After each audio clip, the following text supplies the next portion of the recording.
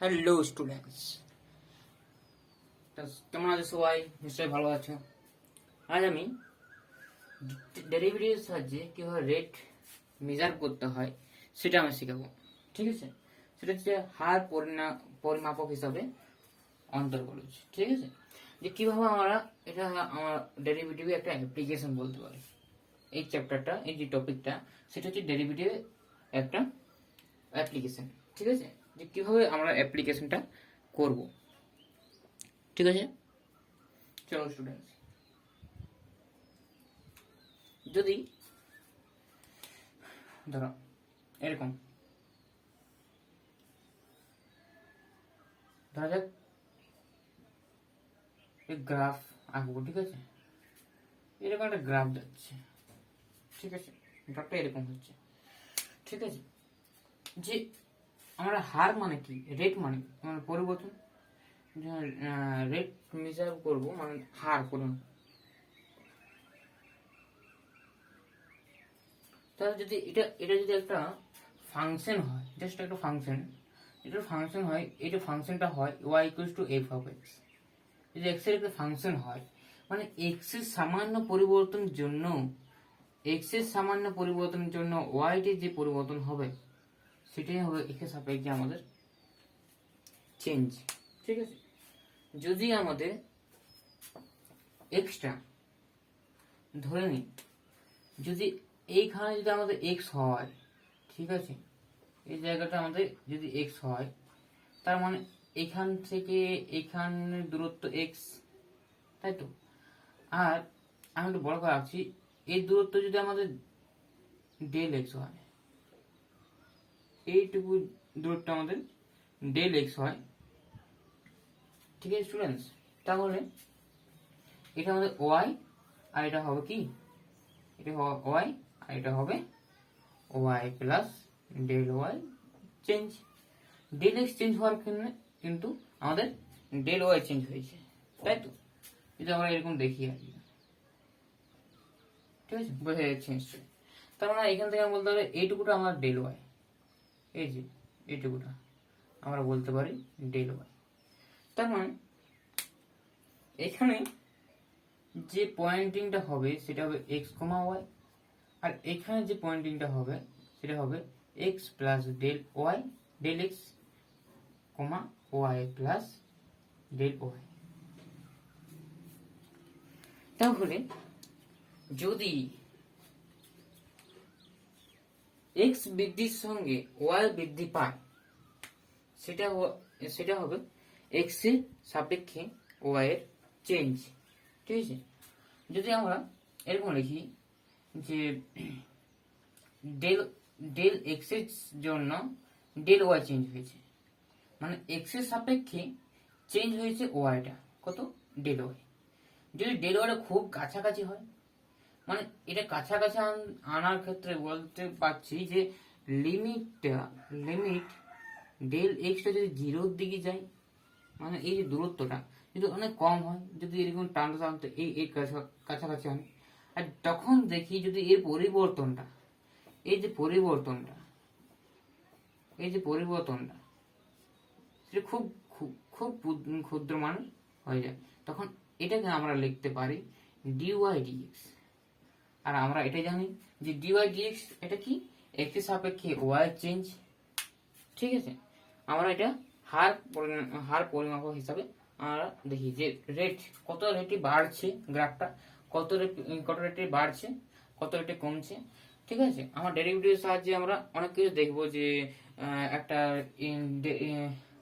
একটা গ্রাফ কিভাবে ইনক্রিজ হয়, কিভাবে ডিক্রিজ হয়। ঠিক আছে, এটা আছে কখনো গ্রাফের কোথায় ম্যাক্সিমাম ভ্যালু দেয়, কোথায় মিনিমাম ভ্যালু দেয়, সেগুলো আমরা পরের ভিডিওগুলোতে জানবো আস্তে আস্তে স্টুডেন্টস। ঠিক আছে, কোনো তাড়াহুড়ো নেই, আমরা আস্তে আস্তে জানবো। কিন্তু এখানে বিশেষ কিছু থিওরি বেশি কিছু নেই, শুধু শুধু ম্যাথামেটিক্স আছে। ঠিক আছে, শুধু ম্যাথামেটিক্স এখানে থেকে করলেই হয়।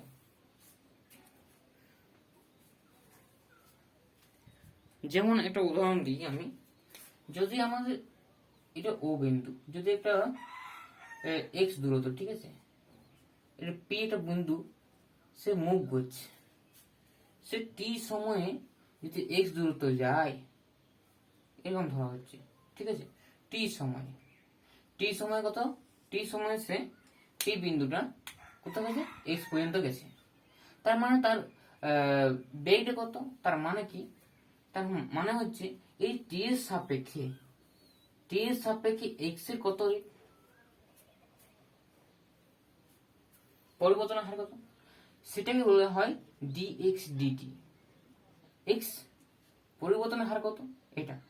কিন্তু dx dt কে আমরা কি বলি, পরিবর্তনের হারকে, সরণের পরিবর্তনের হারকে কি বলা হয়, আমরা অবশ্যই v মানে বেগ দ্বারা ব্যাখ্যা করি, বেগ বা ভেলোসিটি বলি তো, বা ভেলোসিটি বলি, তাই না, ভেলোসিটি, এটা ফিজিক্স টার্ম। তো স্টুডেন্টস, যদি একে আবার ডাবল ডেরিভেটিভ করা হয়, টি এর সাপেক্ষে, একে যদি টি এটা ডেরিভেটিভ করা হয়, তাহলে বেগের ডেরিভেটিভ করলে কি হয়, ডিভি ডিটি কি হয়, ত্বরণ হয়, অ্যাক্সেলারেশন, যেটা আমরা বলি এই বলি, তাই না, ত্বরণ,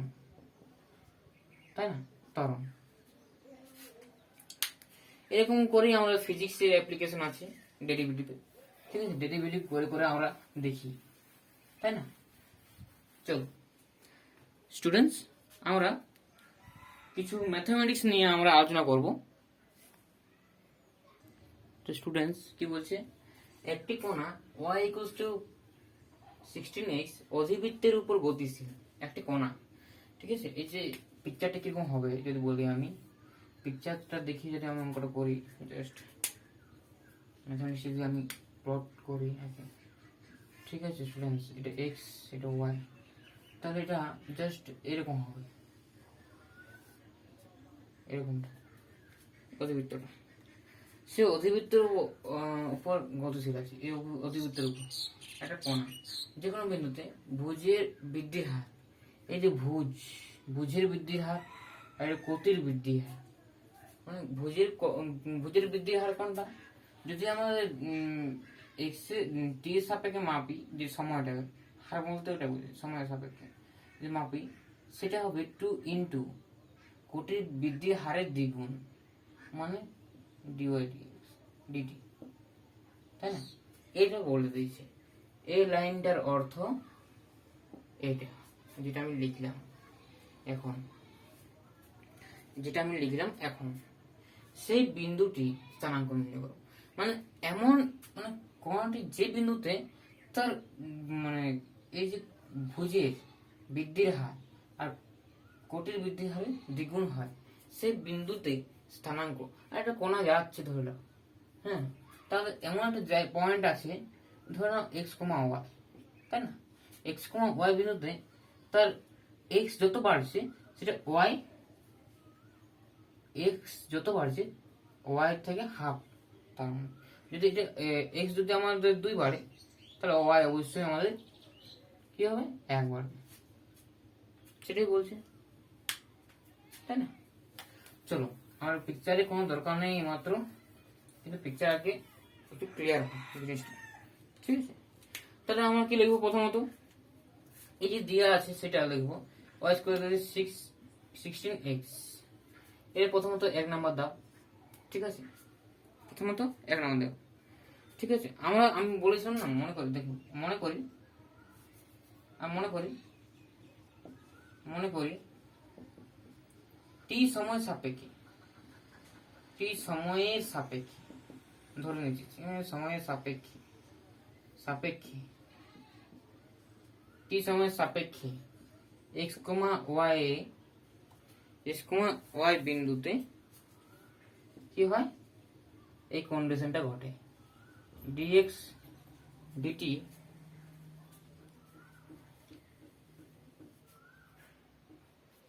চলো বোঝা যাচ্ছে নিশ্চয়ই, অন্ধকার হচ্ছে না তো, ঠিক আছে স্টুডেন্টস। তো আমরা যেটা বলছিলাম, এই বিন্দুতে কি হচ্ছে, এই কন্ডিশনটা হচ্ছে আর কি, ধরে নিচ্ছি, ঠিক আছে, ধরে নিচ্ছি টি সাপেক্ষে বাড়তে বাড়তে এরকম কন্ডিশনে এসেছে, তাই তো স্টুডেন্টস, ঠিক আছে। তাহলে প্রথমত আমি এই 1 নাম্বার নিই, ঠিক আছে, 1 নাম্বার কি টি এর সাপেক্ষে অবকলন করে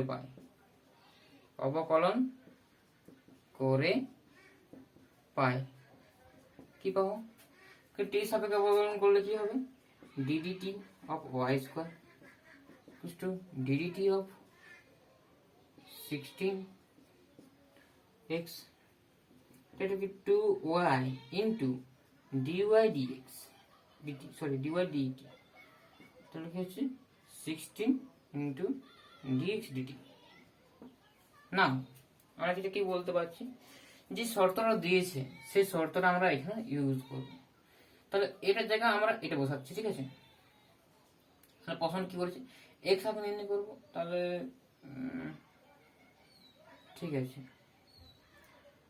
এটা আমাদের হচ্ছে তো সাধারণত এটা আমাদের হচ্ছে, তাই না?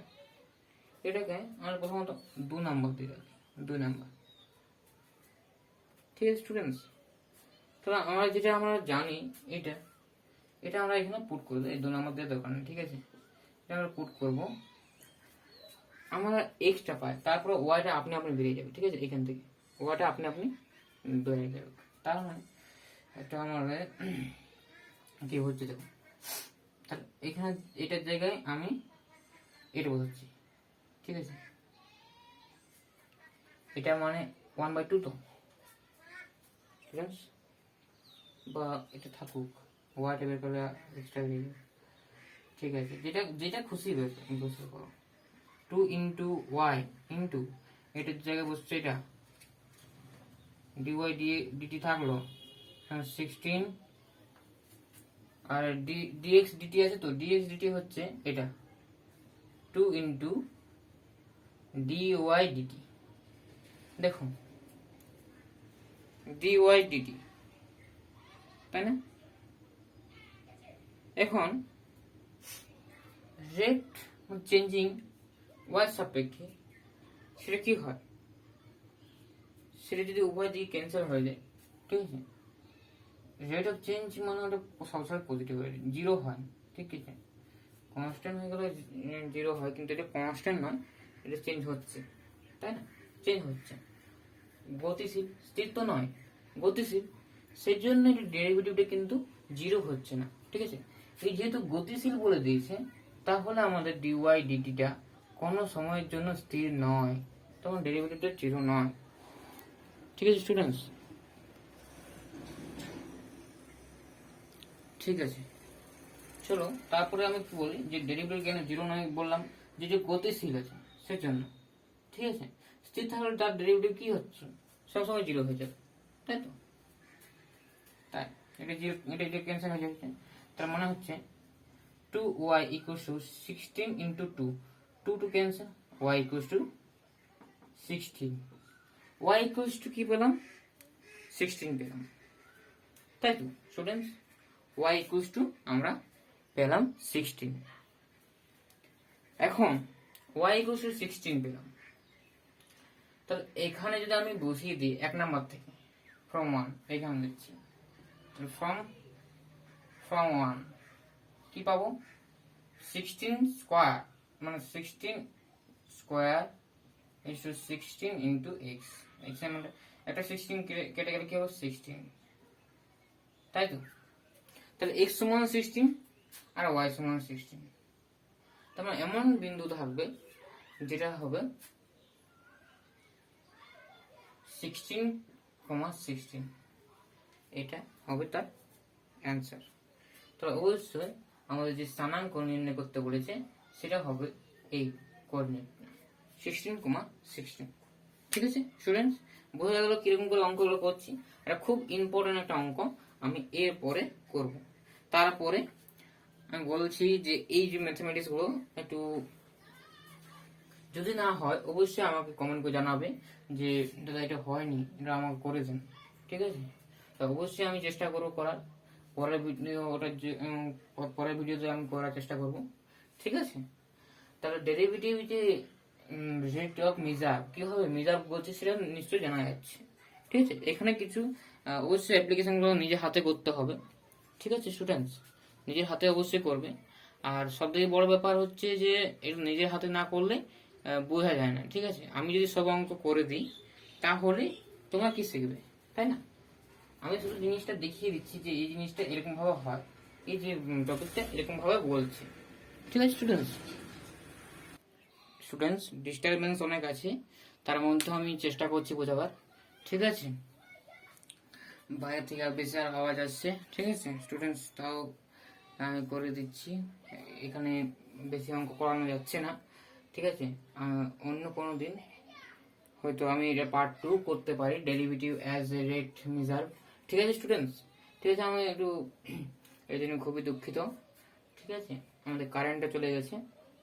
চলো, একটি বৃত্তের কালির ফোঁটা সেকেন্ডে 2 বর্গ সেন্টিমিটার, 2 মানে 2 বর্গ সেন্টিমিটার হারে বা সেন্টিমিটার, একটু এককগুলো খেয়াল করবে, সেন্টিমিটার সেকেন্ড হারে বড় হয়। তা এত সেকেন্ড পরে তার ব্যাসার্ধ কি হারে বৃদ্ধি পাবে তা নির্ণয় করো। তো স্টুডেন্টস, একটা ধরে নাও এরকম আছে যে একটা কালি আছে, হ্যাঁ কালি আছে, সেন্টার এখানে বলছে কি দুই একটা কালি পড়ে গেছে নিচে। ঠিক আছে, কালির ফোঁটা পড়ে গেছে, সেকেন্ডে বর্গ মানে 1 সেকেন্ডে এত বর্গ সেন্টিমিটার বাড়ছে। তার মানে কি, তার বর্গ সেন্টিমিটার মানে কি, তার ক্ষেত্রফল বাড়ছে, 2D ক্ষেত্রফল পড়েছে, হ্যাঁ 2D ক্ষেত্রফল হিসাবে বাড়ছে তার কালিটা। ঠিক আছে, এই বোর্ডের মধ্যে যদি পড়ে যায় তাহলে ক্ষেত্রফল যদি এমন গভীর হয়, মানে কালিটা এত গাঢ় হয়ে গেছে আস্তে আস্তে প্রসারিত হচ্ছে, সেটা বলছে আর কি। যদি এটা 2 বর্গ সেন্টিমিটার 1 সেকেন্ড হওয়া মানে 2 সেন্টিমিটার স্কোয়ার হিসাবে বাড়ছে, তাই তো, বড় হচ্ছে। তাহলে এত সেকেন্ড পর দেখা যাচ্ছে যে এটার ব্যাসার্ধ কি হারে বৃদ্ধি পাবে, ব্যাসার্ধ কি হারে বৃদ্ধি পাবে স্টুডেন্টস। তবে মনে করি কালির ফোঁটা টি সময় পর আর ব্যাসার্ধ 8 সেন্টিমিটার। ঠিক আছে স্টুডেন্টস, তা আমরা কি বলছি, কালির ফোঁটা, ঠিক আছে, বৃত্তাকার যেটা কালি, মনে করি টি সেকেন্ড সময় পর পরে পর কালি বৃত্তাকার কালির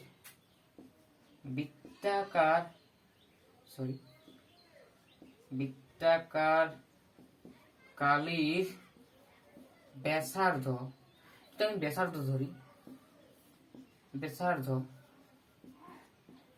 যদি আর ধরি 8 সেন্টিমিটার ধরতে হবে। ঠিক আছে, তবে তো সেন্টিমিটার স্কোয়ার তার ক্ষেত্রফলটা, তাহলে আর যদি তার ব্যাসার্ধ হয় তার ক্ষেত্রফল কত হবে বলো স্টুডেন্টস। এর সমান যদি ক্ষেত্রফল হয়, ক্ষেত্রফল যদি আমাদের এস হয়, ক্ষেত্রফল বৃত্তের ক্ষেত্রফল সূত্র জানো নিশ্চয় জানো, পাই আর স্কোয়ার, সেন্টিমিটার স্কোয়ার মানে বর্গ সেন্টিমিটার, একই ব্যাপার। তাহলে এটা কি বলছে যে প্রতি সেকেন্ডে সে বাড়ছে এত, তার মানে রেট অফ মানে ডিএস ডিটিটা বলে দিয়েছে, কত বলেছে 2, এই হারে বাড়ছে। এবার এত সেকেন্ড পর বলছে যে তার ব্যাসার্ধ কি হারে বৃদ্ধি পাবে, তাই তো। তাহলে প্রথমত যে বলা আছে এটা গিভেন, ঠিক আছে, এটা বলা আছে, তাহলে আমাকে প্রথমত এই টি সাবট্রাক্ট ডেরিভেটিভ করব, d with respect to t, we get কি পাচ্ছি আমরা কি পাবো, তাহলে d s dt equal to 2 pi একটা কনস্ট্যান্ট আর ডি আর ডিটি। ঠিক আছে, বুঝলাম। এখন বলছে কি, এখন আমাকে বলছে যে এই যে ক্ষেত্রফলটা এ দিয়ে লিখি, ঠিক আছে, এ মানে এরিয়া, ঠিক আছে, তাহলে এ দি ক্ষেত্রফল কি ডিনোট করাই হয় সাধারণত, ঠিক আছে। তাহলে এটা এ হলো কি হয়, ডিটিটা বলে দিয়েছে 2। ঠিক আছে স্টুডেন্টস,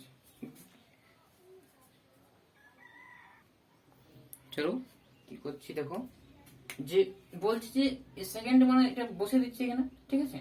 টু সমান 2 π r dr dt, তারপরে 2 ক্যান্সেল আউট, এন্ড আমরা কি পাচ্ছি, ইমপ্লাইজ dr dt কি পাচ্ছি, 1/πr, 1/πr, ঠিক আছে। এটা আমি 1 নাম্বার ধরে রেখে দিচ্ছি, 1 নাম্বার, ঠিক আছে। তারপরে কি আমাদের প্রথমত আমাদের কি বলেছিল, আমাদের কি বলেছিল যে যে 1 সেকেন্ডে কি 1 সেকেন্ডে আমাদের ব্যাসার্ধ বৃদ্ধি কত হচ্ছে, 2, তাই না? 1 সেকেন্ডে 2 বর্গ সেন্টিমিটার সে বাড়ে, তাহলে আমাদের কত সেকেন্ড বলেছে, এই সেকেন্ড বলেছে 2 2 পূর্ণ 6 11, মানে হচ্ছে 22 28 28/11, তার মানে 28/11 সেকেন্ড সে বাড়বে কত, 2 × 28/11 বর্গ সেন্টিমিটার, মানে 2 সেকেন্ড, ঠিক আছে। 1 সেকেন্ড যদি 2 বর্গ সেন্টিমিটার বাড়ে, তাহলে এত সেকেন্ডে আমরা নিশ্চয়ই গুণ করলে পেয়ে যাচ্ছি এত বর্গ সেন্টিমিটার। তাহলে কি আমি এভাবে কি করে পাচ্ছি, যখন আমি দেখছি যে ব্যাসার্ধ, তখন আমি ধরবো, ঠিক আছে। তাহলে আমি এটা ভাষা লিখে দিচ্ছি যে 1 সেকেন্ডে ক্ষেত্রফল, 1 সেকেন্ডে ক্ষেত্রফলের বৃদ্ধি 2 বর্গ সেন্টিমিটার, তো এটা ঠিক আছে, এটা হচ্ছে অ্যান্সার। তারপরে আরো আছে, এখন শেষ নয়, ঠিক আছে স্টুডেন্টস, এটা হলো। তাহলে আমার dr dt কি পেলাম, সাইড লিখি, dr dt ইকুয়ালস টু কি পেলাম, 1/πr, তাহলে 1/πr স্টুডেন্টস পেলাম, তাই তো। তাহলে 1/πr পেলাম, আমি ধরছি যে এই 2.26 সেকেন্ড পর ব্যাসার্ধ কি হবে, ব্যাসার্ধ যদি আমি বড় হাত ধরি, তখন বলছে, তখন কি বলছো, তখন স্টুডেন্টস, হ্যাঁ কারেন্ট চলে এসেছে, তখন স্টুডেন্টস কি, যে তখন আমরা পাই আর স্কয়ার কি পাচ্ছি, তখন আমাদের ব্যাসার্ধ কি হচ্ছে, এটা হচ্ছে তো, তাহলে পাই আর স্কয়ার, তখন আমাদের ক্ষেত্রফল কি হচ্ছে, তখন আমাদের এই সেকেন্ড পর যদি এইটা ব্যাসার্ধ, তাহলে ক্ষেত্রফল এটা বলছে, তাই তো, বুঝে শেষ নিশ্চয়ই, ঠিক আছে।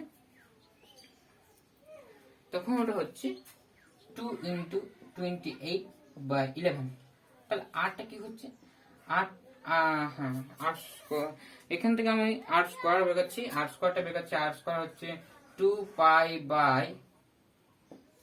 এটা 28/11, ঠিক আছে স্টুডেন্টস, এরকম ভাবে হচ্ছে আর কি।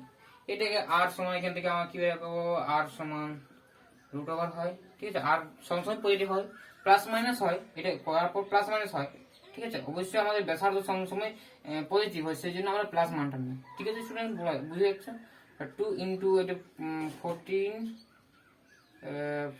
× 2, তাই না, 14 × 14 না, তাই তো, 2 × 2 22 × 7/π, এই পায়ের ভ্যালুটা এইখানে 22 7 ধরলে সুবিধা, ঠিক আছে।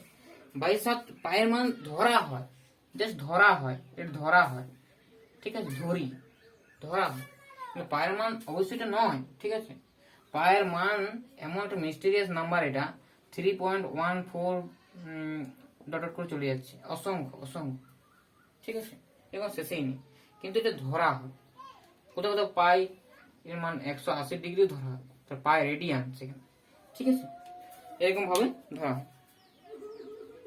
তাহলে স্টুডেন্টস কি হলো, এটা যদি আমি ধরি তাহলে কি হয়, তাহলে আর এর মানটা আমরা কি পাবো,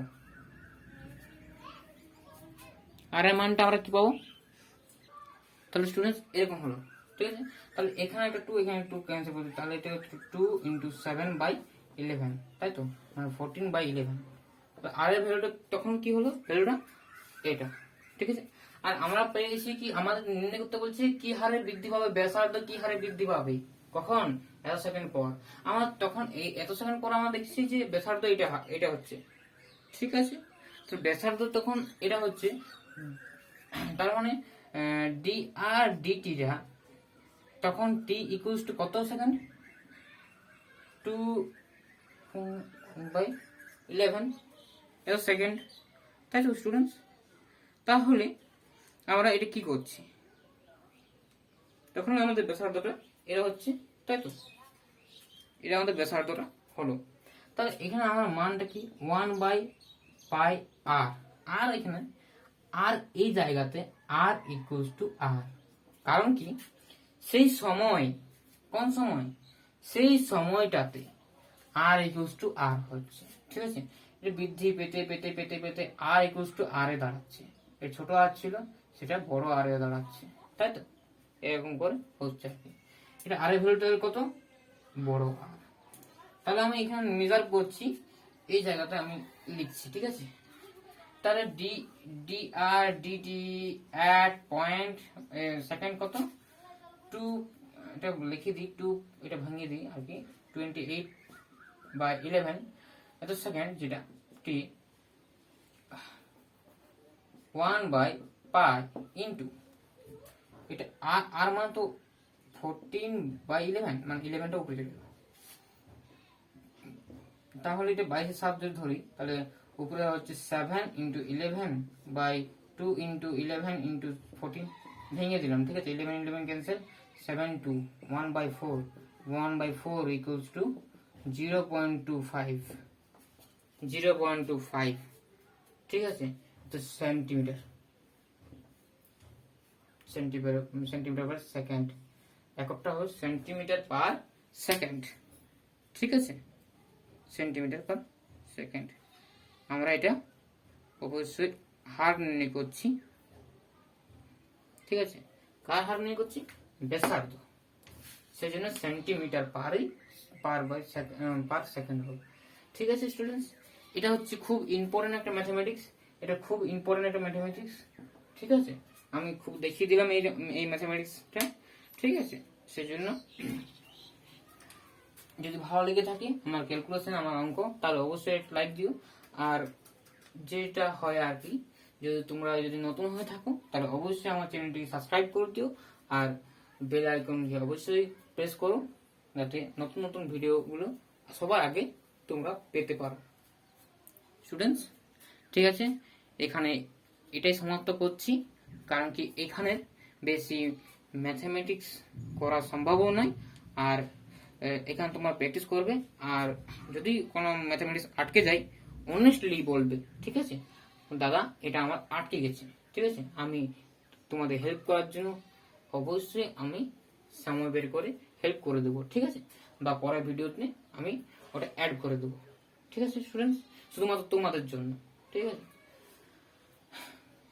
কোনো টিচার হলে অবশ্যই তোমরা একটু হেজিটেট করবে করতে আর কি, কিন্তু আমি তো একটা সমবয়সী, তাই তো?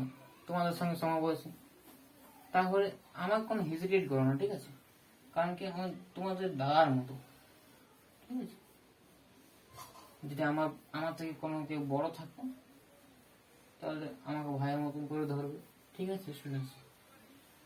তা আমরা তো শিখতে এসেছি, ছোট থেকেও শিখতে পারি, বড় থেকেও শিখতে পারি, তাই না? এটা তো ভুল কথা নয় নাকি? চলো, কিন্তু অনেস্টলি সবকিছু কাজ করতে হবে, ম্যাথমেটিক্স এটাই বলে, ঠিক আছে? চলো অনেস্টলি করবো, ঠিক আছে?